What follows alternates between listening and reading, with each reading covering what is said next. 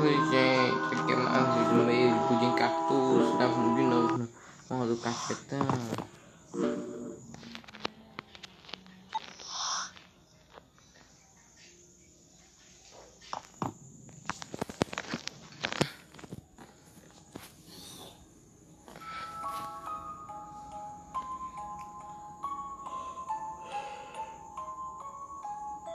Meu Deus, sujeira do meu lado.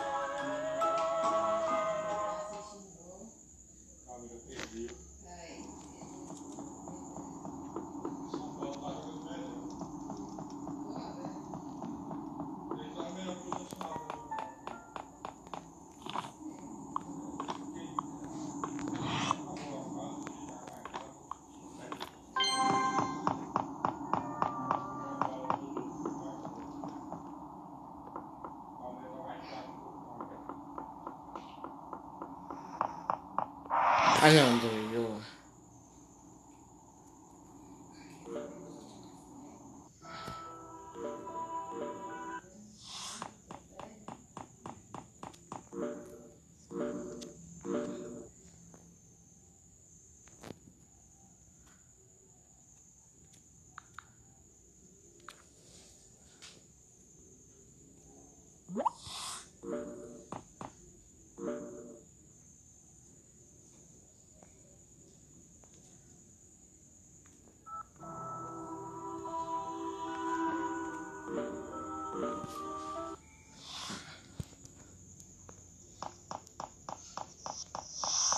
Esses negócios satânicos. Olha esses banks.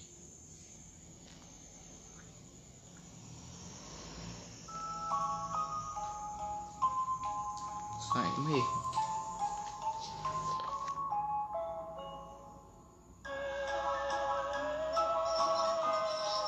Que só esse daqui.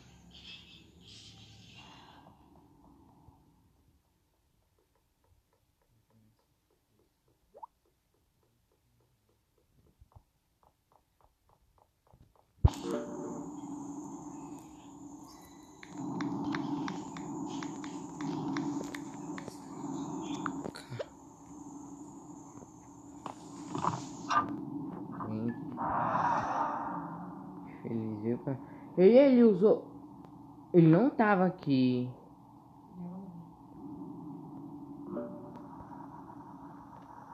Ele é errado. Ele é errado. Cala a boca. A boca, menino nojento. Um outro aqui. Gente, vão no do meu irmão e da minha prima. Cala essa bosta de boca, cara. Se não faz. Ele usou hacker. Esse menino. Gente, link é na descrição. Eu vou colocar link. Nunca coloca do meu. Gente, ele fala do meu bem. Gente, do canal do meu irmão é Planeta dos Primos. Vai lá e vocês viram o que ele tá colocando lá, que eu não sei não. Ó, fala do meu. Você não fala. Aí quando eu postar esse, aí eu vou cortar essa parte.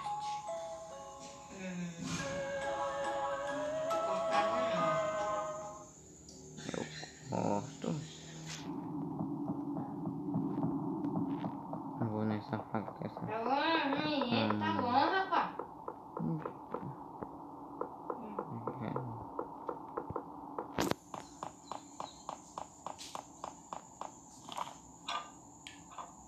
Agora essa também.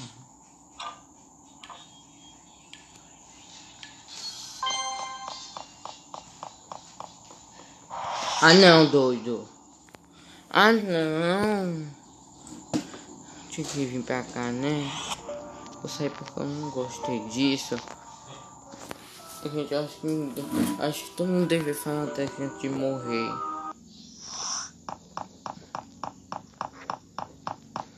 Eu acho que esse bicho não deveria usar esse negócio de Dá pra usar esse negócio de avião, que eles já são rápidos, eles já matam.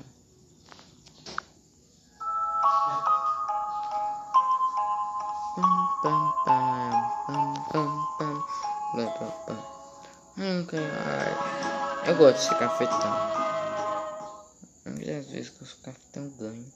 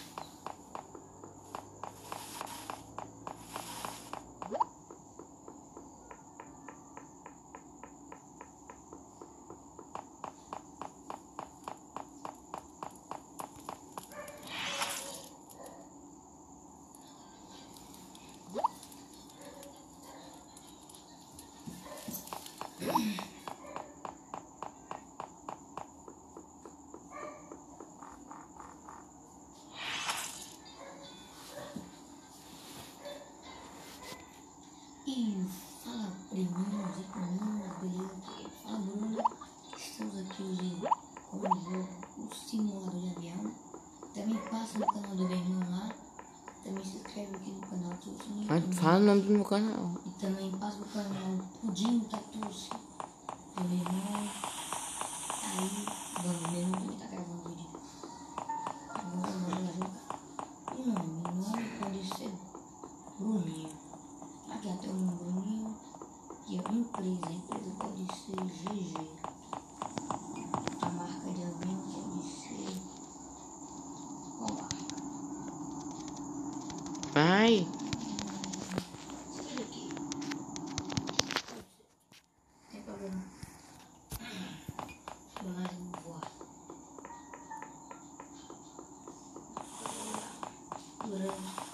Voar livre.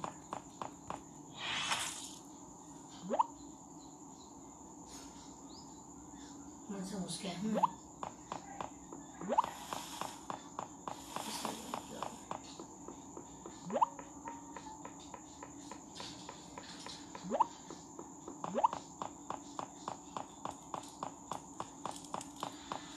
Bora começar.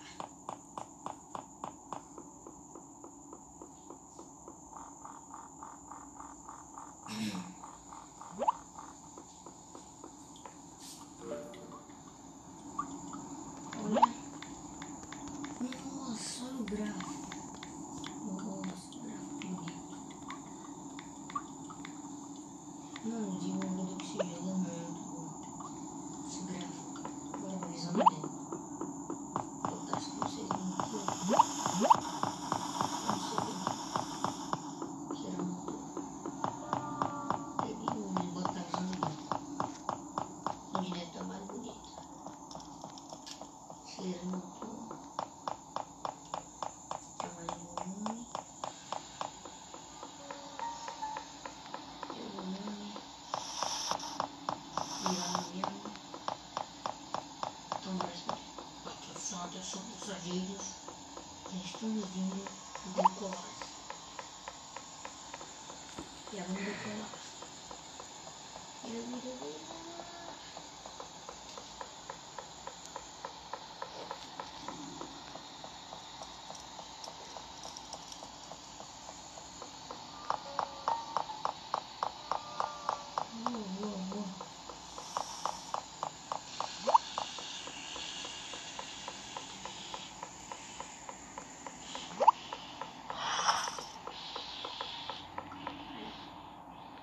Voa.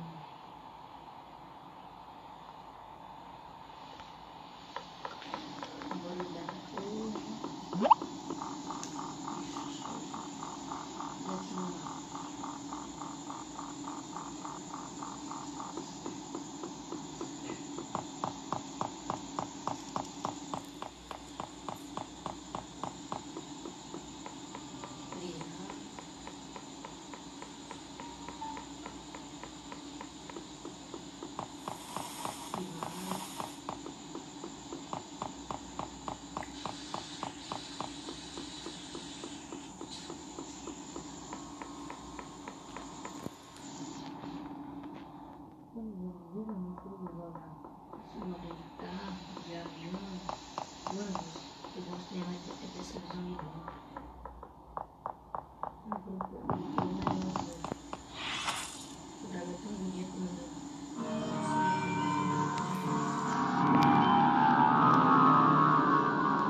Pronto.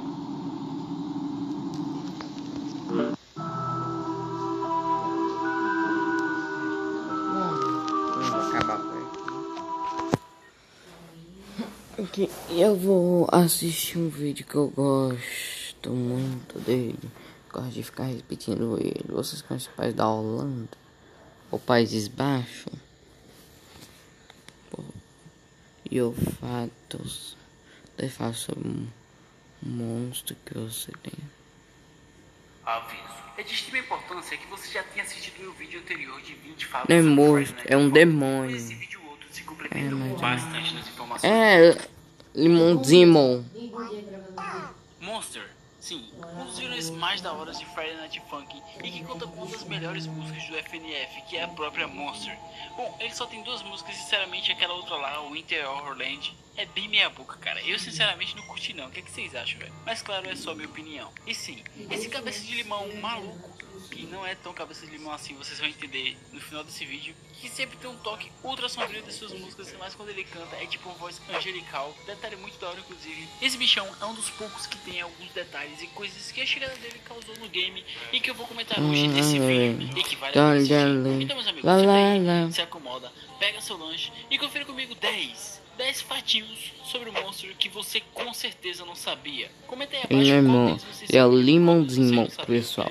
E sim, antes de mais nada, você que já assistiu meu outro vídeo de 20 fatos sobre Friday Night Funkin', já deixa o like aí abaixo porque você sabe que é só vídeo de qualidade, né? Vídeos novos todas as semanas. Vídeos Teoria TV. E fala que você já é pelo meu. Então, E vão pelo canal do meu irmão também.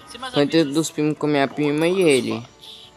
Mas pô, tem alguns dias que ele só gravando só ele, né, viu? Pra começar, como eu falei no vídeo de A minha prima não tá vindo aí, não. Aí só tão gravando. uma referência ao Lemon Demon, um pseudônimo de um artista chamado Nilce Seriga, que era bastante famoso no início dos anos 2000 lá na Newgrounds, com suas músicas, artes e coisas do tipo. Ele agora tem um canal no YouTube com mais de 200 mil inscritos, que inclusive está parado há mais de um ano. Mas ele realmente começou na própria Newgrounds, que se vocês não sabem, é meio que um host de conteúdo indie, seja jogo, filme, ou no caso música, né, que é o caso. Esse daí que produziu Friday Night Funkin'. Saber mais sobre o Ciceriga, eu vou deixar aí na descrição um link com a apresentação dele na Xuxa de 2016. Infelizmente não está legendado. E bom, como eu já havia comentado sobre, o próprio Ninja Muff 99, o principal desenvolvedor e o mais famoso do Friday Night Funkin', já comentou que não é uma referência ao Lemon Demon, e que foi apenas uma coincidência. E cara, eu tenho minhas dúvidas, pois o Friday Night Funkin' é cheio de referências envolvendo o passado da Newgrounds, como por exemplo eu comentei no meu vídeo anterior, o fato do fundador da Newgrounds ter criado um jogo que influenciou no design de um cenário. Gente, vocês sabem que o Pico, faz a gente se questionar o se que tem aí em Friday Funkin', ele é o dono do jogo da Newgrounds. Ele tem mais de 12 anos. responsáveis pela criação das duas músicas do Monster e ao lado do Phantom Arcade, outro desenvolvedor do Friday Night Funkin', criaram o design do Monster. Sim, esse canal de animação de até o momento 32 mil inscritos ajudou a criar o Monster, o que pra mim é algo muito da hora. Que ao contrário dos jogos AAA, o Friday Night Funkin' é um jogo indie e que a comunidade ajudou, seja com o grande seu pelo, com a ajuda na criação do Skid Bump, quanto a pequena e humilde produção da Bassett Films, que inclusive é muito boa, velho. I'm not a nerd. Yeah, you are. You're a big nerd. Acho que é que eu faço. I'm not a nerd. E também a Bassett Films também ajudou na criação das músicas com temática de Halloween do Friday Night Funkin', porque eles têm um histórico muito famoso na Newgrounds com suas músicas de horror e animações também. Inclusive, eles lançaram uma animação recente envolvendo o Monster muito da hora. Eu vou deixar o link da animação completa na descrição. Ainda bem. A Bassett Films declarou oficialmente que o início da música Monster é uma referência absurda à música Your Mother Should Know, dos Beatles, de 1967, do álbum Mystery Tour Monster. Eu li a declaração e fui ver com meus próprios olhos e cara, olhando normalmente, comparando um ao outro, não se parece muito não, velho, vou ser bem sincero, mas se você colocar no YouTube a música dos Beatles na velocidade 1.5, realmente parece muito, cara. Eu fiz o teste e realmente lembra bastante.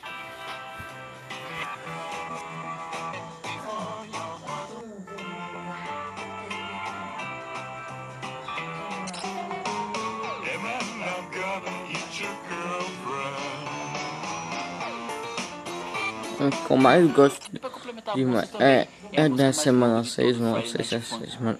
É da semana 6 que eles vão para o shopping, é a que eu mais gosto. Com 3 minutos de duração.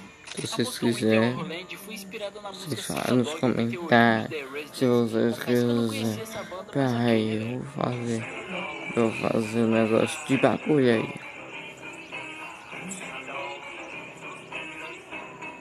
A inspiração para a letra dessa música veio de uma série extremamente antiga chamada Year Without Santa Claus, ou em português, Um Ano Sem o Papai Noel, que foi uma série stop motion lançada em 1974 e também foi um pouco inspirada no Frosty Returns, um especial de Natal lançado em 1992. They thought Santa had died. Every eye shed a blue Christmas tear. A música Winter Wonderland e Monster são as únicas músicas em todo Friday Night Funkin' que não tem as tracks separadas no arquivo de jogo. Sabe o beat de fundo, o toquezinho e a voz do Monster? Então, é tudo junto nos arquivos de jogo, cara. O que torna quase impossível alguém pegar só o beat de fundo ou separar só a voz angelical do Monster. Detalhe muito interessante, por qual motivo será que isso acontece, velho? Grande parte da comunidade teoriza que Monster seja um daqueles nomes genéricos temporários que as empresas dão para seus arquivos, sabe? Antes deles ficarem prontos. O que realmente faz sentido, porque um vilão simplesmente se chamar Monster é meio anticlimático. Por isso, literalmente a maioria das pessoas costumam chamar ele de Lemon Demon. O que já foi confirmado que não é uma referência, cara. Para de ser teimoso, velho. O próprio Ninja Muffin 99 comentou. Mas se a comunidade batizou, fazer o que, né? Realmente. Ah, vou Será que na chamar verdade de era pra Lemon chamar Demon. Lemon Demon e não mudaram até o lançamento ou algo referenciando a isso? Bom, eu acho que não. Se o próprio desenvolvedor falou, acho que foi feito pra ser Monster mesmo, cara. Já que os outros nomes também, querendo ou não, são bastante genéricos. Namorado, namorada, pai, mãe, sabe? Tipo, what the fuck? Não me diga. A primeira vez que vemos o Monster não é na sua música. Ele aparece lá em cima das escadas rolantes do shopping, o que é bem fácil de passar despercebido. Tanto porque está em um lugar muito escondido, como também por estar perto de outras grandes referências como Meat Boy e Hatsune Miku. E também pelo fato óbvio do cara estar preocupado com acertar a nota, né, velho? Pra que bichinho que eu vou ficar olhando pro cenário? Então é plausível. De acordo com a lore do jogo, o Monster ordenou o Skid e o Pump a capturar a Girlfriend pra ele. E o Monster falou ao Skid e o Pump que a Girlfriend era feita de doces, o que simplesmente baitou completamente os dois, que, bom, notoriamente são bastante inocentes e foram lá fazer uma batalha de rap pra ver quem captura o coração da morena. Tá foda, hein, Clay? Tá foda. Quando você tá passeando pelo menu do modo história do game, cada week tem um bonequinho lá representando seu vilão, né? Tem Aí o eu Dele lá, tem o Senpai e tal, no PlayStation Online, inclusive eu falei sobre essa referência lá no primeiro vídeo. E bom, o Monster e a Spirit são os únicos que não tem isso. Eles são meio que uns vilões surpresas, sabe, do game, uns vilão meio que easter egg, um vilão que aparece do nada. É, eles Assim, aparecem nunca depois botou uma que fotinha um deles cantar lá, uma ou música. algum tipo de gif ou alguma Gente, coisa, nem nada. olha, eu vou falar como é que é. Bom, eles sabem que eles não aparecem por causa que, primeiro, os que aparecem na frente, com os que aparecem na capa, quando tu desce naquela semana, fazendo aí funk, que aparece, aí eles são a música principal, aí eles colocam a música principal. Aí como eles são primeiro, aí eles só vêm depois, como? Essa daí, ele aparece depois da mãe e o pai dela, dessa daqui, batalhar contra eles, que a mãe e o pai dele tem um ódio, metade do mundo odeia eles. Aí, a mãe dele, eles lutaram primeiro com a mãe dele na semana 6, que faz semana que aparece essa música aqui. Aí na semana. Aí depois que lutaram com ele, depois que lutaram com o pai e a mãe dele, que começou a música do Lemon Demon. Chama de Lemon Demon por causa que ele é um demônio. Por causa que ele parece muito que ele é um demônio. Ele tem a cabeça de um limão. E o outro é da semana 7, que é Senpai Rosas e Espinho. Que aparece um senpai no jogo que o pai dela não gosta dela, sabe por quê? Acho que, gente, o pai dela tem ela junto com o boyfriend, aquele que tem um cabelinho azul. Então, no negócio do 5, na semana 7 ele prendeu eles num videogame de senpai. Aí o senpai perdeu, aí o senpai aí quebra a cara do senpai, aí vê aquele monstro tem um vermelho, ou seja, eles são super boss, ou seja, tem o primeiro boss que são a mãe e o senpai, para depois ir para cara vermelha e o limão demon. Eu vou para essa explicação, gente. Indo aqui pro jogo e provavelmente nunca vai ser lançado. Lá vai um plot twist da hora aí, seus fãs malucos. A cabeça do monstro não é um limão. Sim, simplesmente não é um limão. Lembra que eu falei lá nesse vídeo? Bom, é só a cor que lembra o limãozinho. De acordo com o próprio Ninja Morph 99, a cabeça do monstro não é um limão. O que fez eu ficar tipo, mano, como assim, velho? Se não é a porra do limão, o que é então, cara? Agora me quebrou por causa que eu não sei que Eu não faço a mínima ideia, bicho. Mas como ele tá falando aí no Twitch, não é um limão. E essa associação ao limãozinho só acontece por causa da coloração da cabeça do monstro, que realmente de fato lembra um limão. Mas se não é um limão, o que vocês acham que é? Referência a alguma coisa? Ou apenas uma figura geométrica criada do nada pela Besta de Filmes? Não sei. Curtiu? Bom, comenta aí abaixo o que você acha, velho. Tchau. Saber de quantos Não, comenta aí que eu quero saber, beleza? Tô curioso. Se quer mais vídeos sobre Friday Night Funkin', Toma de gobierno. a história da Holanda. História do Y Império bien, Holandês. comencemos con la historia del Imperio Holandés. Ah, cierto. Ahora ni en modo coloquial podemos llamar al país de los molinos como Holanda. Toma nota. El nombre del país es Países Bajos. y su gentilicio, Países así como su idioma, Bajos. se denominan neerlandés. Ahora comencemos con el video. Caracterizados por una gran habilidad para la navegación, la ingeniería hidráulica Império y el dos comercio, Países. los Países Bajos fueron una de las principales potencias de la Edad Moderna, gracias al establecimiento de diversos puestos comerciales por la recordada Compañía Neerlandesa de las Indias Orientales. Los neerlandeses han dejado una huella en la Olha, historia que será recordada por olha o tamanho do império deles. O império deles dava da Ásia à América. Bom, mas não é muito bem não, que o império português pegava o Brasil todo, ainda pegava a Mongólia e vários outros. É o mapa Como dessa siempre, vez. veamos los antecedentes. Los neerlandeses descienden directamente de los pueblos bajos. Esto demostrado según la afiliación lingüística del idioma germánico neerlandés. Asentados en el actual territorio, que como su nombre lo indica, eran tierras por debajo del nivel del mar, fueron formando feudos que dependían en su mayoría del Sacro Emperador Romano durante... Gente, essa parte aqui é 1% dessa parte é água. Mas como tinha, bom, gente, não tem aqueles moinhos. Tem uns que a pessoa acha que aquele moinho é pra fazer farinha. Não é não, gente. Gente, aqueles moinhos, quando de moinho faz uma força que dá pra tutear, Você já viu aquelas rodas que tem uns moinhos? Então, eles pegam aquela água, eles tiram água daquele local, eles tiram água daquele local, eles tiram água da parte das partes que antes era a parte do mar, eles tiraram para plantar e ter isso. E também tem um negócio de dica onde que eles barram a água para a água não entrar. Eu, se fosse, eles pegavam as águas e usavam muita água, ou seja, lavando, fazendo muita coisa, usando muita água, a água vai baixar bem rápido. Não, mas não no sentido de secar o negócio, por causa que nós não tem água. Pegar 1% das águas, por causa que se eles pegassem 1%, a água já ia baixar muito.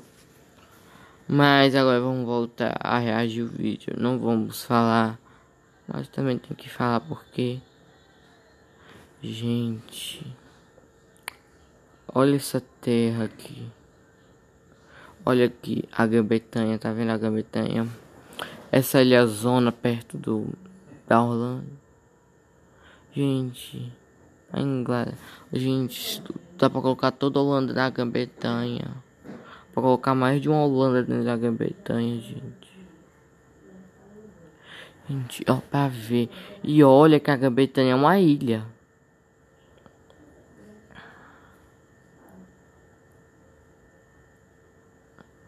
Aqui a gente fica. Aqui nas Ilhas Britânicas ficam 4 países. Bom, fica Inglaterra, que também país de Gales, mas país de Gales não é considerado país, é um país considerado uma parte da Inglaterra. Escócia, Irlanda. Escócia faz parte do Reino Unido, mas antes era separado. Irlanda,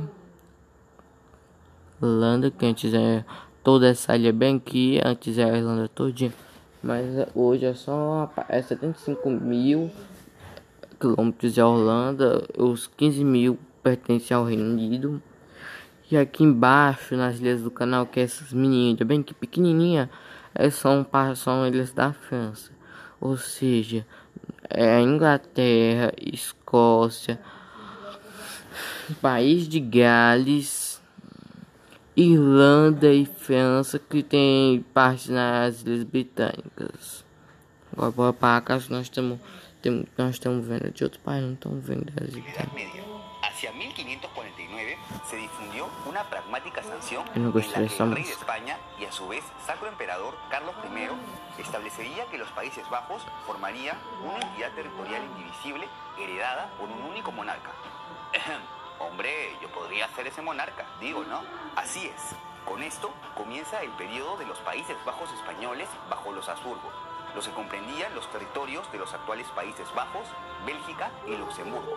Sin embargo, las 7 provincias del norte iban ganando cada vez más autonomía, además que gracias a su desarrollo y prosperidad surgirían oleadas de nacionalismos. Claro, un pueblo con otro idioma es un pueblo con una identidad diferente. Este deseo de independencia llevó a la guerra de los 80 años, en la que los Países Bajos se rebelaron contra la corona española. 80 Si bien esta guerra se extendió hasta 1648, de facto las 7 provincias septentrionales se comenzaron a autogobernar desde 1581 tras la firma de la Unión de Utrecht. Por su parte, los territorios de Bélgica y Luxemburgo se mantenían fieles a la corona española. Una vez virtualmente independiente, el país se denominaría como la República de los 7 Países Bajos, que funcionaba como una confederación de provincias, cada una con su gobierno, pero tanto la milicia como las relaciones exteriores eran llevadas por un estatuto. El primero de ellos, el más influente de los caudillos de la rebelión contra la corona española, Guillermo de Orange. Con esto, los Países Bajos se aventuran al exterior en búsqueda de forjar su propio imperio comercial, como ya lo venían haciendo los españoles y portugueses. Y estos últimos serían sus primeros rivales, desde el estallido de las guerras luso-neerlandesas, ocasionado por la necesidad expansionista neerlandesa tras el bloqueo comercial impuesto por los españoles. Y es que este afán de competencia expansionista motivó la creación de la Compañía Neerlandesa de las Indias Orientales en 1602, empresa que consiguió el monopolio de actividades comerciales en Asia, otorgado por el mismo. Essas companhias, tinha mais de uma companhia, sabe o que elas faziam, gente? Elas conquistavam a terra para os países. Bom, como? Ela tinha o seu próprio exército, o governo pagava. Ela tinha o seu próprio exército e várias coisas. Aí elas conquistavam terras, aí elas passavam para o rei essas terras. Aí o rei pagava, ou seja, o povo ia lá, conquistava as terras, aí o governo pagava, aí o governo recebia as terras. Eles depois vendendo, eles ainda continuavam para conquistar mais terra, e também eles ganhavam impostos dessas terras que eles tinham conquistado e davam para a coroa. Por que eu tô falando coroa? Bom, nessa época basicamente a Europa era uma monarquia, não tinha nenhuma república na Europa nesse tempo. Na Europa cristã não tinha nenhum negócio de república. Aí eu já não sei na Europa muçulmana, que é a parte que é a atual Turquia. A Turquia é um país muito muçulmano, mas ele tá dentro da Europa. Completamente. Tá dentro da Europa. Eu não sei, me esqueci se é todo o país ou é uma parte do país. Tá dentro da Europa, não sei, me esqueci. Aí eu só sei que toda a Europa cristã tinha uma coroa dominando e tinha um papa falando que o povo tinha que fazer ou Gobierno não. neerlandés y que tenía poderes como la declaración de guerra, negociación de tratados y el Olha aí, ó. establecimiento de colonias. La Então, fundación não de esta falei que empresa, eles a cargo pegaram de as Johann colônias. van Oldenbarneveldt, es considerada como el inicio del imperio neerlandés. El primer establecimiento comercial de la compañía sería en el actual Indonesia, luego de capturar Amboina, isla que servía como base de operaciones portuguesas. Eles Desde aquí, odiavam português. comenzarían sus operaciones ganando paulatinamente influencia en la región. En 1619 fundarían Batavia, actual Yakarta, capital de la actual Indonesia. La presencia neerlandesa debutaría en América con el establecimiento de los nuevos Países Bajos, en los actuales estados estadounidenses de Nueva York, Nueva Jersey, Delaware y Connecticut, desde donde comerciaban pieles. Aquí destaca el fuerte de Nueva Ámsterdam, Bom, la actual isla de Manhattan, vamos falar uma la coisa cual aqui. fue comprada a los indios lenapes por 60 florines, equivalentes a $25 estadounidenses. Vou falar pra vocês aqui, senhores.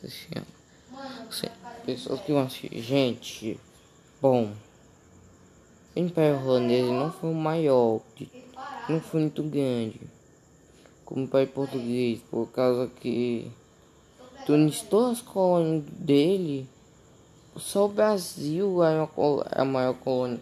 Portugal, só o Brasil junto é maior que o Império Holandês todinho junto.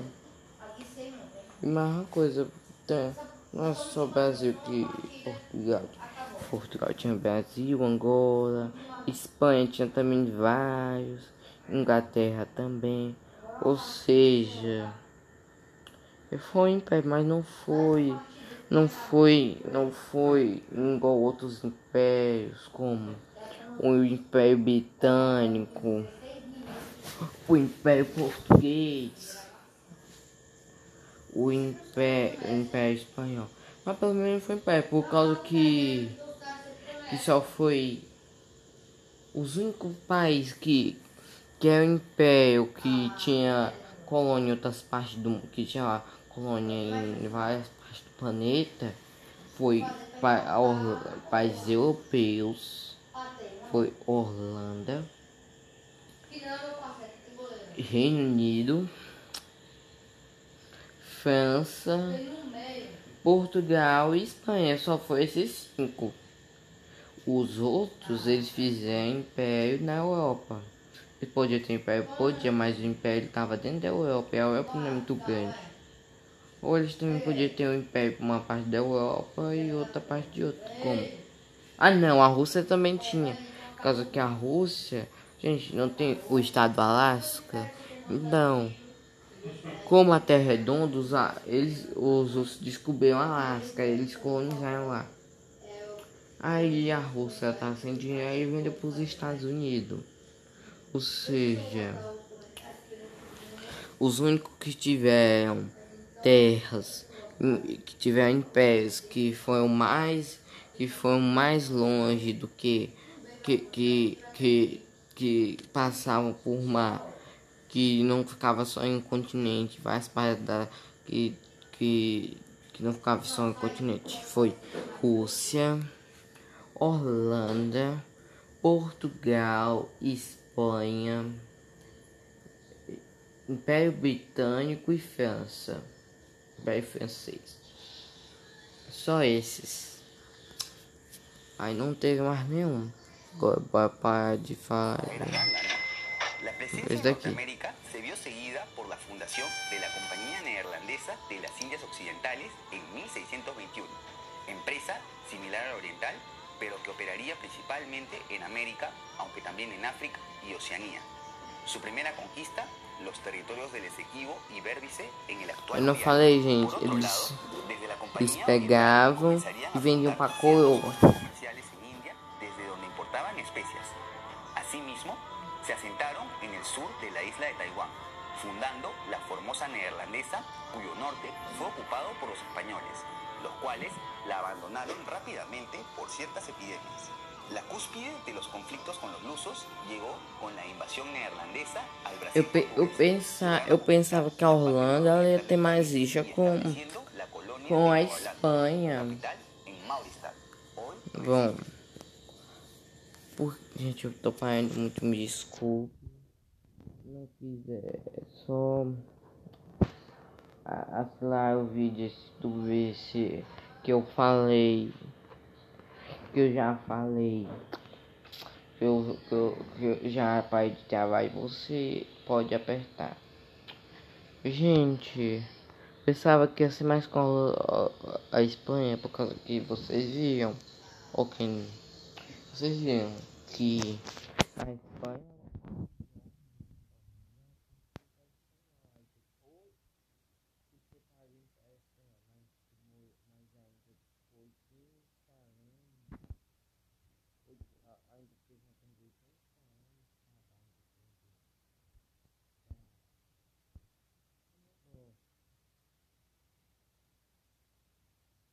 o bagulho.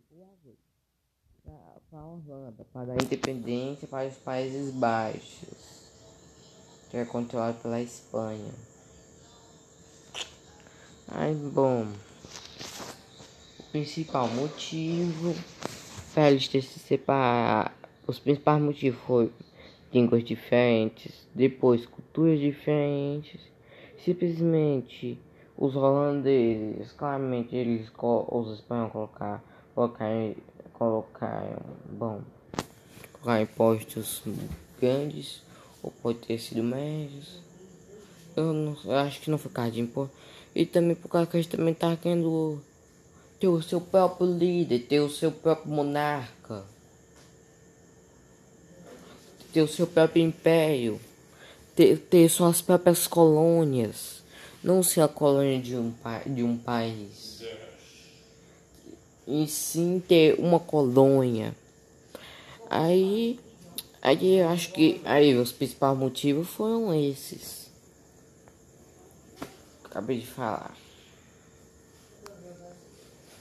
Primeiro, diferença linguística cultural.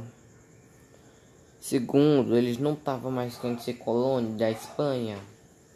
Por causa que se eles fazem que. Por causa que. Você não tá gravando? Sim. Já. Raça, seu corpo. Deixa. Aí também, gente, por causa que. Espera. No meu vídeo não atrapalha? Por causa também, gente, que eles estavam querendo ter as suas próprias colônias. Por causa que eles estavam vendo os vários. Os outros. Acho que eles devem ter pensado o seguinte: bom, eu sou um país europeu, por que eu tô sendo colônia de outro país europeu? Sendo que o resto da Europa, os países é tudo independente. Tem uns que tem império há mais de um século. Por que eu não posso ter meu próprio império? Bota no vídeo. Então, eu acho que eles pensam assim: eu sou um país europeu. Países bem que não são pequenos. A maioria dos países europeus não são grandes potências e são ricos. São países ricos e independentes. Eu sou um país europeu. Eu não sou, eu sou a colônia na Europa. Na Europa, os outros países estão crescendo economicamente e culturalmente. Os colonizadores espanhóis, eles não estão nem aí pra gente, só querem saber de dinheiro. E mais uma coisa, eles já têm um bocado de colônia, a gente também quer ter colônia. E o nosso próprio monarca, nós queremos ter nosso próprio monarca. Também queremos ter nossas próprias colônias. Bom, problema é dos outros países. Bom, por causa que a gente não quer ser só um país da gente tomar independência. Eu não quero só ser um país que seja igual esses outros países pequenos. Tem uns países pequenos aí na Europa que não é muito rico. no meio, não é pobre também. E não tem nenhuma colônia. Então isso aí que como o Sacro Império, ele é muito rico. Ele é mega rico, mas o Sacro Império, ele não tem regiões em outras partes do mundo. Não tem partes no mundo inteiro. E bom, eles têm condição de fazer várias expedições no mundo para conquistar várias terras. Bom, o Império Espanhol ele começou por causa que a rainha ela quis cristianismo, mesma coisa. Espanha não é um país rico naquela época. E ele teve condições de levar o cara para outro continente. Por que a gente não pode também ter o nosso próprio império, colônias e mandar aí também em outros países dela? Por que não? Acho que eles pensaram assim, gente. Porque a gente não pode também ter os mesmos jeitos que ele. Eu acho que a gente pode sim. Aí eles fizeram o que? Foram lá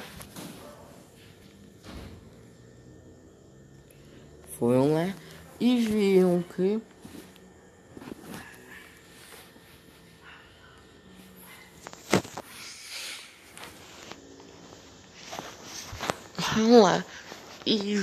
que se eles continuassem colônia e se eles tivessem independência, eles estariam na merda. Então, é meu achar que a colônia, que depois que eles queriam se separar, e acabar se separando, fazendo até com bom império. Por causa que a maioria dos países da Europa, como o Sacro Império que eu disse pra vocês, que até os anos de 1700, tinha quase 1000 anos o Sacro Império. Eles... Ai, deixa eu arrumar aqui meu pé assim. Eles eram muito poderosos e olha, eles só tinham parte na Europa, eles não tinham parte em outros continentes. Então eles sabiam que não dá pra expandir por Europa, igual o Sacro Império. O jeito de expandir é expandindo para outros continentes, por causa que não é qualquer. Não, tinha vários países na Europa, eles podiam fazer império a qualquer momento. A volta. Eles podiam fazer impérios a qualquer momento. Porque, bom, por causa que tinha os países mais ricos do que a própria Holanda, que tinha dinheiro para fazer uma viagem para chegar na parte do mundo que ninguém conhecia e colonizar lá. Mas porque eles não faziam? Bom, por causa do medo. Que medo? Do medo da tripulação morrer, ou deles ir para um lugar, ou eles só andar em água, nas águas, e eles voltar com nada. Aí os reis, os monarcas, eles iam gastar dinheiro à toa com um negócio que não valeu nada pra eles. Aí esse que é o medo. E bom, ao longo do povo, eles pensaram, bom, se eu conseguir independência, posso ter uma colônia.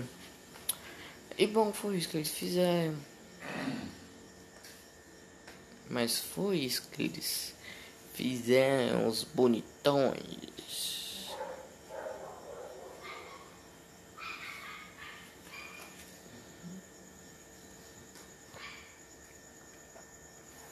Mas por que eles fizeram? Bom, eles já iam e contra um dos maiores, eles já iam contra um dos maiores impérios do Império Espanhol, que era o mais poderoso com o português, e o inglês estava começando a nascer. Então,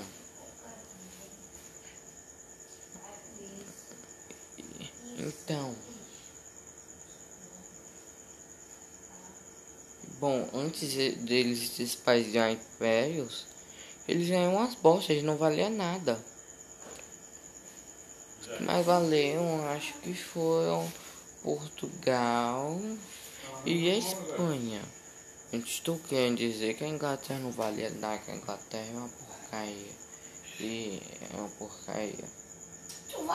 Mas porque os imperadores, os cristãos europeus, eles gastaram dinheiro na cidade. Vocês conhecem as cruzadas, onde que tinha aqueles cavaleiros com as coisas nos negócios? Então, a Península Ibérica, quer saber aqui que essa que tem a Espanha, onde que tá debaixo da França, que tá no sul da França. Aí tem um que é grandão e tem um país bem pequenininho que é Portugal e Espanha. Ah, então, gente, porque eles foram tecnicamente um pouco mais importantes. Bom, por causa que a Espanha e Portugal, eles antes eram muçulmanos. Basicamente eram muçulmanos, por causa que os muçulmanos tinham conquistado a Península Ibérica. Aí depois os cristãos conseguiram conquistar. Aí Portugal e Espanha, que eram os dois maiores impérios da época, antes de 1600, eles viam que eles precisavam ter economias à parte para fechar as fronteiras. Eles se aventuraram no desconhecido, por causa que o Sacro Império era o mais rico daquela época e não tinha feito isso. Bom, eram países pequenos, ou seja, eles deviam pegar lucro de um jeito ou de outro. Se o Sacro Império, o império mais poderoso da Europa, não conseguiu, pense se um país na penínsulazinha conseguia, 2 países na penínsulazinha conseguia. E bom, esses países vieram na época os maiores impérios. E a Inglaterra começou também a virar império, cara. Por causa que o começo do império começou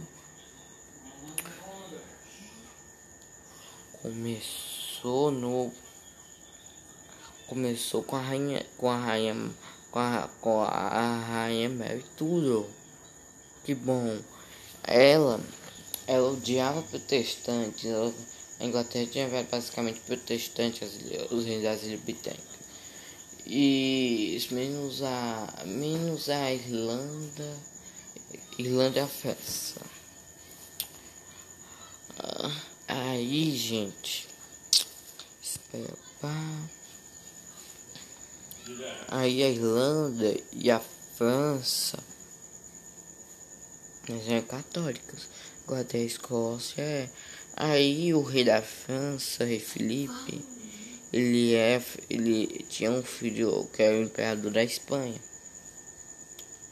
Aí ele tinha protegido várias coisas e ela queria que o catolicismo voltasse para ser a religião oficial na Inglaterra.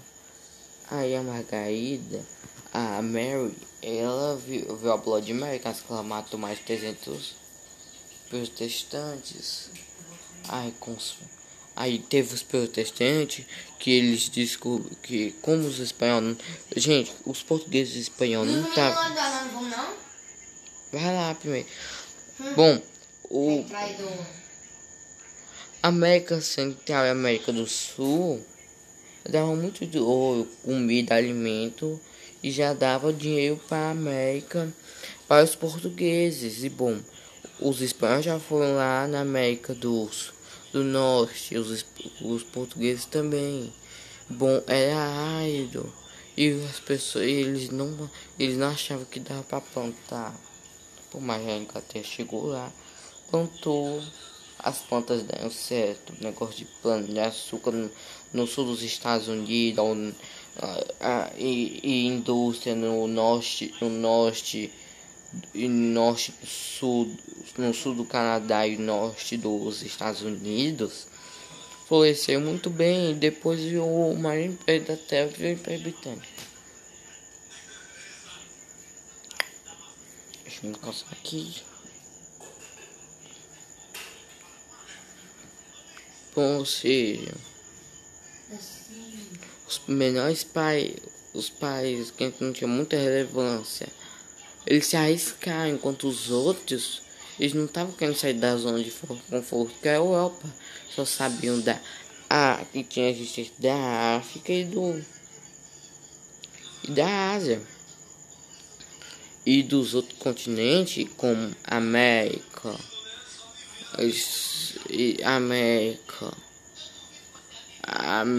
América e Oceania, eles nem sabiam que existia.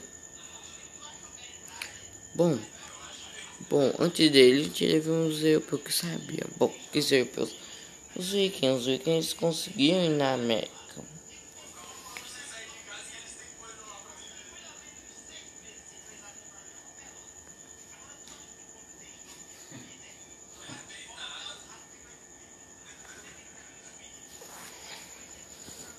Que foi um viking lá que pela 800 ele deu no atual Canadá. Tem até um assentamento lá, viking. Vamos ver. La cúspide de los conflictos con los lusos llegó con la invasión neerlandesa al Brasil portugués, logrando conquistar la parte nororiental del país y estableciendo la colonia de Nueva Holanda, con capital en Mauristad, hoy Recife.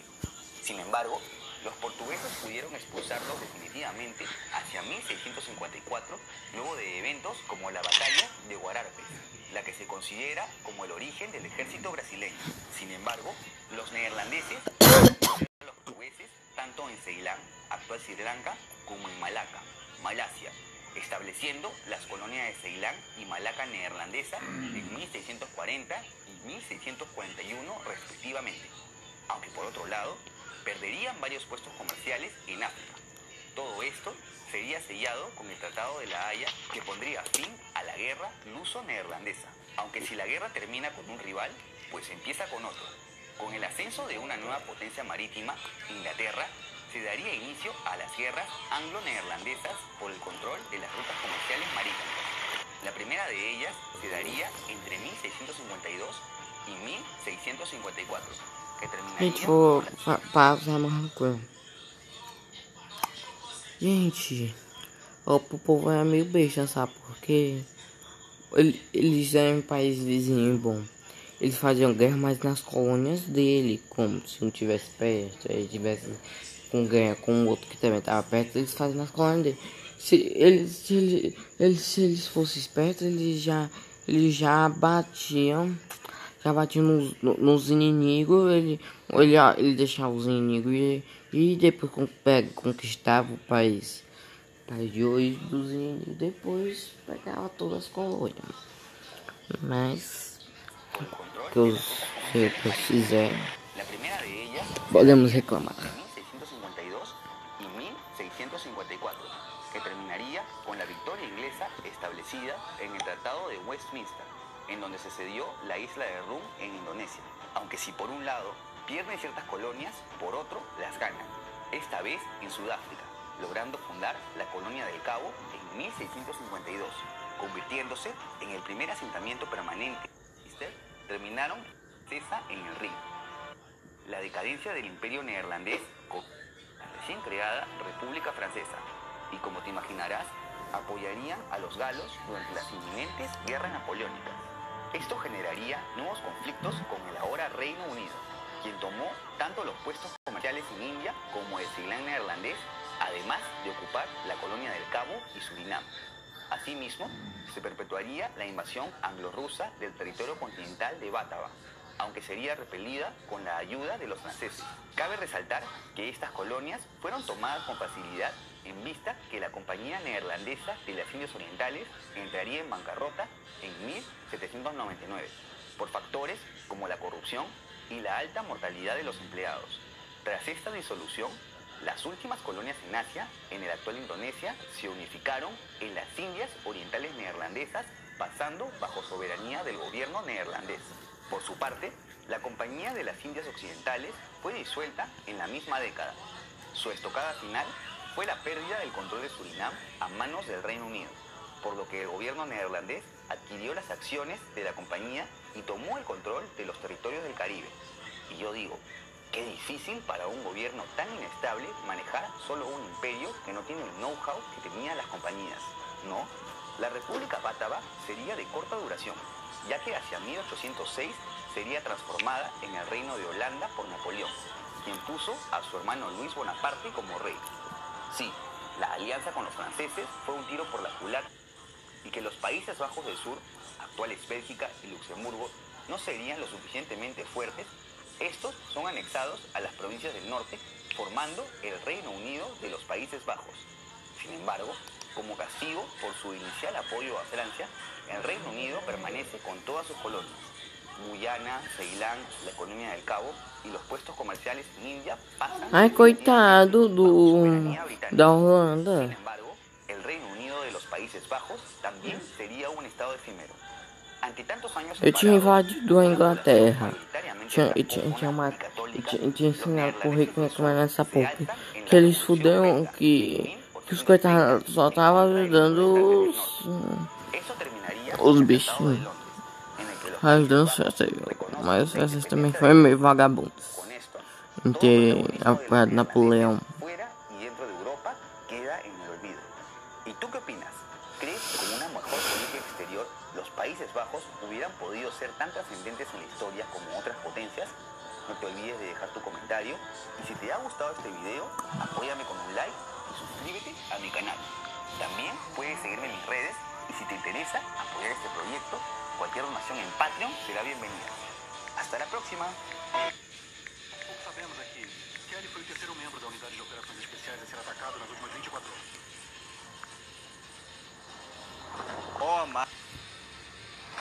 Eles foram os primeiros a navegar os oceanos e mudar a história. Foi o primeiro a ter colônias no Uma jornada outro lugar. mortal que nenhuma outra nação ousou começar. Primeiro foi, acho que foi o primeiro foi Mas que na transformou África. um pequeno e pobre país da...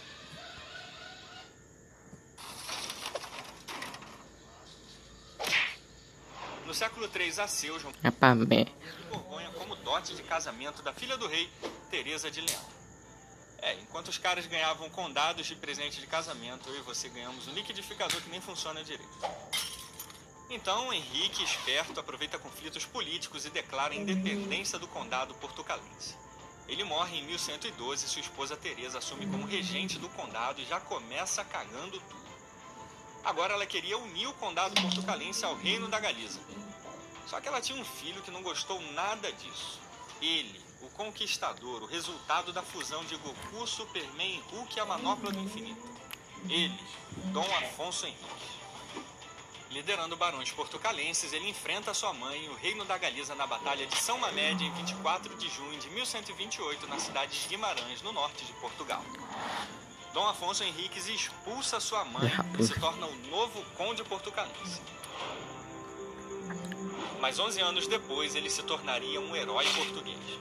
Na lendária Batalha de Ourique, ele derrota uma esmagadora e numerosa força muçulmana. Mas ao lado dele estavam valentes e leais guerreiros, os Cavaleiros Templários. Eles estiveram presentes desde a fundação de Portugal, criando uma relação de lealdade com a nação que atravessaria os séculos. Com a vitória de Ourique, Dom Afonso Henriques foi aclamado rei de Portugal. Mas eu vou falar mais uma curiosidade. Gente, não tem aquela... Você já viu as bandeiras do Império Português, onde que estão os portugueses, onde que tem as bandeiras com as que rementam? Eles colocaram isso para causa dos templários, sabe por quê? Por causa que as colônias, o exército das colônias, eles têm paz, mas porque, bom, o rei da França, Felipe o Belo, ele falou que os templários eram não sei o que. Aí os países eles começaram a matar um por um dos templários. O único que foi leal, que ainda deixou os templários viver na sua terra foi Portugal. Caso que Portugal, se não for o caso dos templários, Portugal não teria sido reconquistado as terras e não teria virado império. Aí é por isso que tinha aquelas bandeiras. Agora pai para esse assim, vídeo. Em 1139 nascia o Reino de Portugal, com a dinastia de Borgonha. Mas Afonso ainda teria uma última glória: Lisboa. A reconquista da Península Ibérica era tão importante para o mundo cristão que ela chegou até a fazer parte da Segunda Cruzada. Aliás, esse foi o único sucesso dela.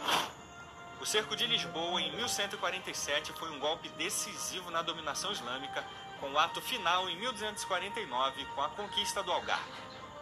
Era o fim da reconquista cristã em Portugal, era o fim da dominação islâmica. E Afonso III deve ter morrido rindo. Ele deixou Portugal livre dos mouros. Gente, essa parte bem que chamar Algarve é um título que deram pra essa parte. Forte e estável, e ainda deixou ele, seu filhinho, o primeiro nerd português, Dom Dinis I. Amante e incentivador das artes, cultura e arquitetura, diplomata, fundador oficial da língua portuguesa e da Universidade de Coimbra, uma das primeiras universidades da Europa. Em termos simples, Dom Dinis I está para Portugal, assim como Dom Pedro II está para o Brasil. Se os dois existissem na mesma época, eles iam dominar o mundo. Às vezes é o português e e ele, entre todos os reis da Europa, foi o primeiro a proteger e preservar o legado dos cavaleiros que ajudaram a criar sua nação, os Templários. Ciente da trama do Papa Clemente V e Filipe IV de França de confiscarem todos os bens dos cavaleiros, ele desafiou todas as bulas papais que ordenavam a prisão e execução dos Templários, como a Ad Providam e a Vox Inetialitio. Os Templários estiveram ao lado de Portugal durante todos esses anos, agora seria a vez de Portugal estar ao lado deles. Depois de anos de negociações, o Papa finalmente cedeu à pressão de Dom Dinis e autorizou o pedido dele em 1319 com a bula Ad Ea Exquibus, a criação de uma nova ordem de cavaleiros formada por todos os templários em Portugal. A Ordem de Cristo seria a guardiã do legado dos Cavaleiros do Templo e até do símbolo que foi a face desses guerreiros épicos. E essa atitude corajosa seria responsável por colocar Portugal no topo do mundo um século. Eu não falei que iam ficar com. Mas antes disso, Portugal passaria por uma prova que testaria ao limite o valor e determinação do seu povo e que poderia mudar para sempre o destino de sua nação. Fernando I, bisneto de Dom Dinis, tinha uma esposa. Ela, a jararaca traidora de Portugal, Leonor Teles. Com a morte de Fernando, ela passa a governar com o objetivo de entregar Portugal ao Reino de Castelo. Com a maioria da população contra a rainha, ela é uma vagabunda, ela é rainha, ela quer dar pros outros. Caos, o poderoso Reino de Castelo invade Portugal com tudo. Uma força esmagadora de mais de 30 mil homens tinha apenas um objetivo: a conquista definitiva de Portugal. Mas um homem seria a face da resistência de um povo teimoso e determinado. Ele, o guardião português, o arauto de uma nova era, o He-Man lusitano, Dom João de Avila. Filho do rei Pedro I de Portugal, ele lidera o povo para o campo de batalha contra Castelo. 6.000 portugueses contra 30.000 castelhanos. Mas Portugal tinha ele, Nuno Álvares Pereira, o cavaleiro monstro português. Mesmo assim, em 14 milhões de probabilidades, Portugal ganharia em apenas uma. Mas Portugal só precisava dessa única oportunidade. Na épica batalha de Aljubarrota, em 14 de agosto de 1385, os portugueses exterminam as forças castelhanas na batalha mais importante da história de Portugal e a mais humilhante dos reis espanhóis. De uma vez e pouco. No mesmo ano, Dom João I é aclamado novo rei de Portugal, dando início à lendária dinastia de Avis. Essa mesma dinastia não só salvou a história de Portugal, mas nas décadas seguintes seria responsável por mudar a história da humanidade para sempre.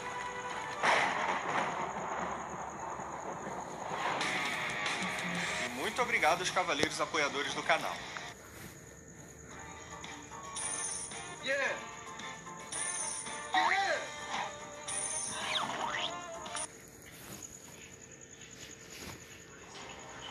Ó mar salgado, quanto do teu sal são lágrimas de Portugal. Por te cruzarmos, quantas mães choraram, quantos filhos em vão rezaram. Quantas noivas ficaram por casar para que fosses nosso, ó mar. Deus, Jesus, Jesus. Deus, cacete.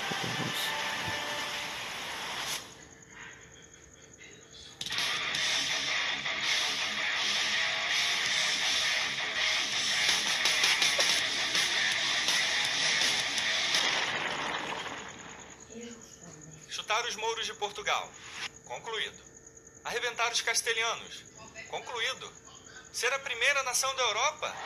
Concluído. Muito bom. Moral, mano. Só que ainda tinha um monte de espanhol aqui e um monte de mouro aqui e aqui. Então isso aqui poderia virar isso aqui de novo ou isso aqui. E para isso não acontecer, eles precisavam disso e disso. Mas eles quase não tinham isso e muito menos isso. Mas aqui tinha isso, muito disso.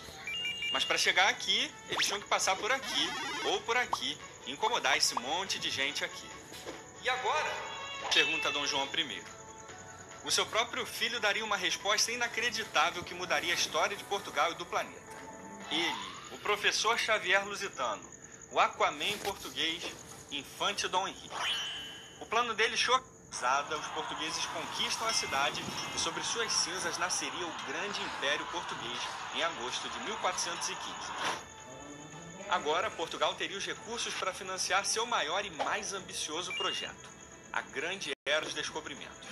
Portugal, e especialmente Lisboa, seriam um ímã do que havia de melhor nas artes, cultura, ciência e tecnologia naval durante todo o século XV e XVI. Caravelas, naus, carracas e galeões, tudo invenção dos portugueses e até ele, o caolho pegador Luís de Camões. E com essa tecnologia toda, era a hora de encarar o alto mar.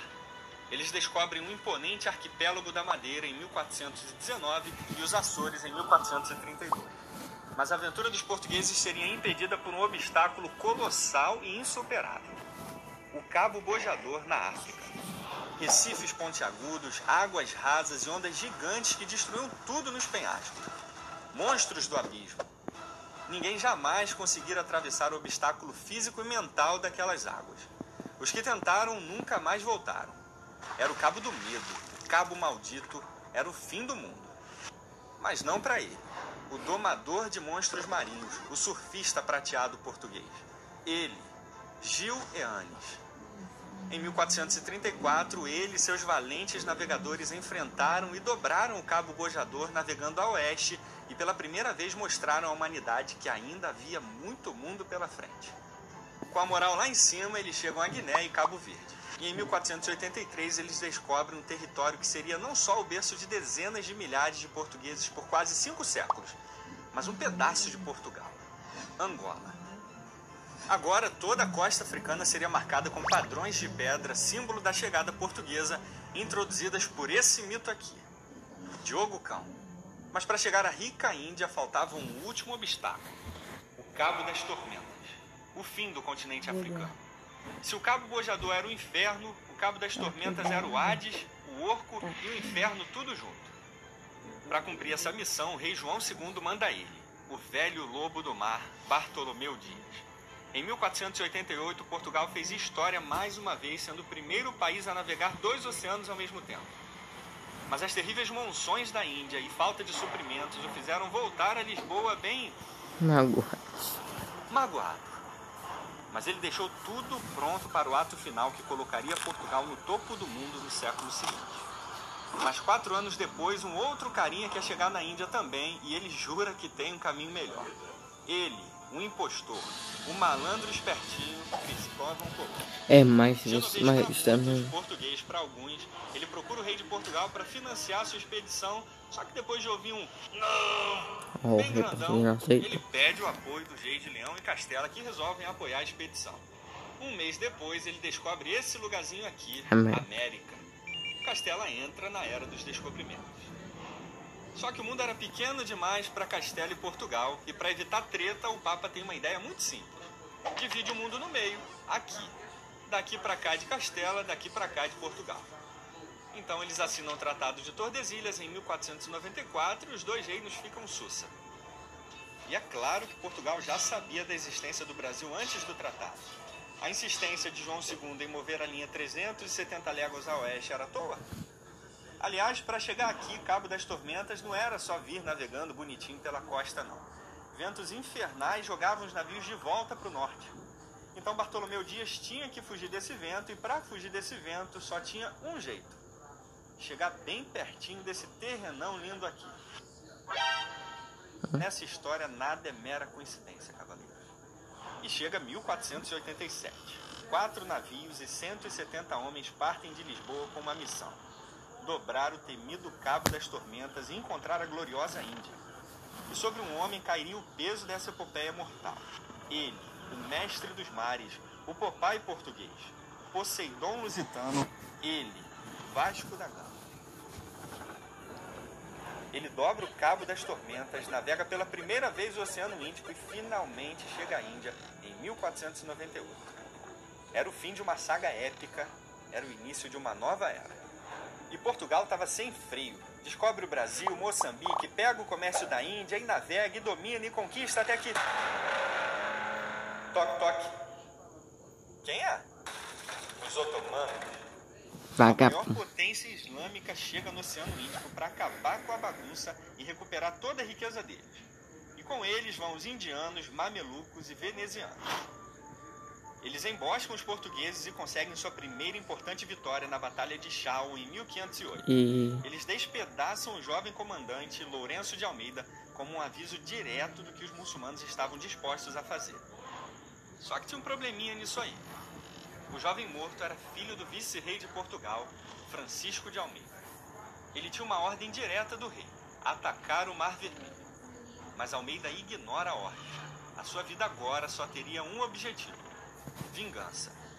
Ele reúne 17 dos seus melhores galeões e parte para a ilha de Dio, onde a frota Sabe o que é de 200 vice-rei? navios Alguém deixa nos muçulmanos comentários. estava. Mas ele não queria pegar os muçulmanos de surpresa. Ele manda uma carta com um aviso claro das suas intenções. Eu estou chegando para destruir vocês. Em 1509, Francisco de Almeida chega a Dio e com apenas 17 navios destrói 200 e mata mais de 5.000 muçulmanos e espalha seus membros pelos portões da cidade. Foi uma carnificina brutal e macabra que nunca mais seria esquecida. Até onde iria um pai a vingar seu filho? Os muçulmanos estavam prestes a dominar o mundo no século XVI, mas essa perspectiva afundou completamente no Mar de Dio. A Batalha de Dio quebrou o mundo muçulmano no meio, sendo considerada uma das batalhas mais importantes a mudar o curso da história. Agora, Portugal era o mestre definitivo dos oceanos, graças a Francisco de Almeida. Mas agora era guerra declarada, portugueses versus otomanos. Mas Portugal tinha a mais poderosa marinha da época e também tinha ele, o casca grossa, o leão do mar, o terror do Índico, Afonso de Albuquerque. Com a sua liderança, os portugueses desenvolvem insuperáveis fortalezas oceânicas e com as melhores armas, canhões e navios da época, são capazes de vencer batalhas inacreditáveis. Olhem só isso aqui, cavaleiros. Batalha de Coxim, 1504. 130 portugueses contra 80.000 indianos.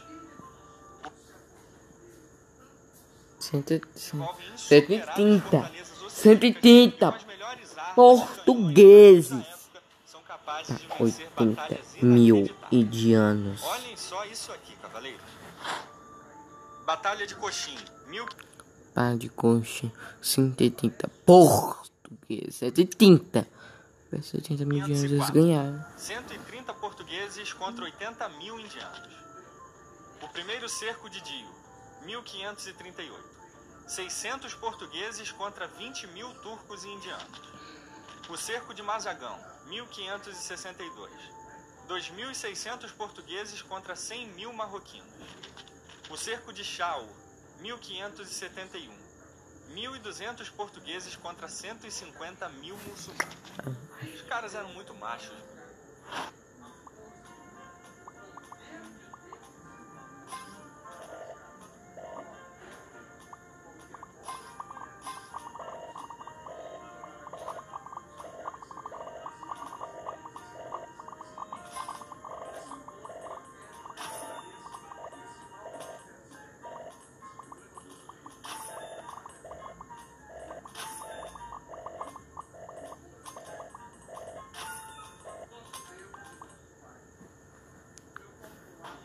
E na campanha de Hormuz de 1554, os portugueses dizimam uma armada de 100 navios otomanos, obrigando o famoso almirante turco Piri Reis a fugir do campo de batalha e ser decapitado pelo sultão do Egito como um covarde. Os portugueses expulsam os otomanos do Oceano Índico e vencem a guerra luso-otomana. Os portugueses partem para a China em 1513, ganham Macau de presente. Descobrem a Austrália em 1522, fazem um mapa com a Austrália. Um português dá a volta ao mundo pela primeira vez. Ele, Fernão de Magalhães, em nome da Espanha, traidor. Chegam no Japão em 1543, trazem armas de fogo, as primeiras armas de fogo. Ensinam os japoneses a atirar e a rezar. O mundo não queria os portugueses, mas os portugueses queriam o mundo, e em 1578... Toque, toque. Quem é?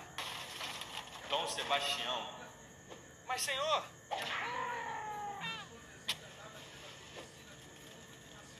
Peraí, tem alguma coisa errada aqui. Ele tinha um sonho, acabar com o Islã. Ele tem 12.000 cavaleiros. Ele invade o Marrocos. Mas o Marrocos tinha mouros, muitos mouros, 100.000 mouros. Começa a Batalha de Alcácer em 1578. Dom Sebastião desaparece. Mas tudo bem, reis brabos morrem em batalha contra exércitos gigantes, são abduzidos, evaporam, viram lenda. Mas deixam filhos, herdeiros para limpar a bagunça. Menos ele, Dom Sebastião, que não deixa filho, nem filha, nem nada. Portugal fica sem rei, quebrado. Mas tinha ele, Filipe II, metade português mesmo. E para completar o caos, em 1º de novembro... Com esse golpe, a monarquia cai e é substituída pela República 99 aos chineses. O primeiro e último império europeu moderno chegar ao fim. Uma história milenar de coragem e determinação.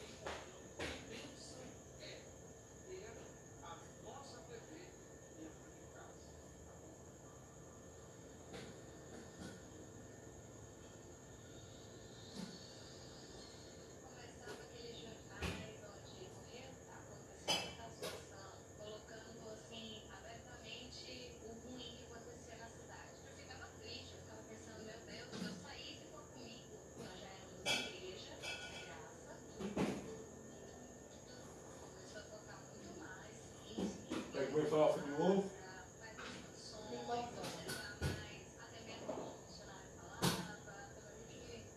Eu trouxe ali.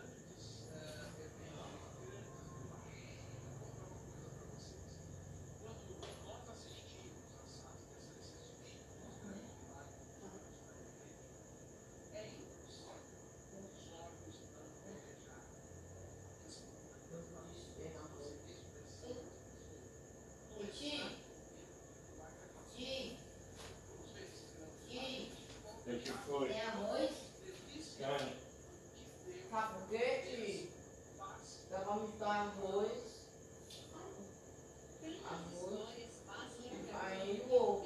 Dá pra mexidão.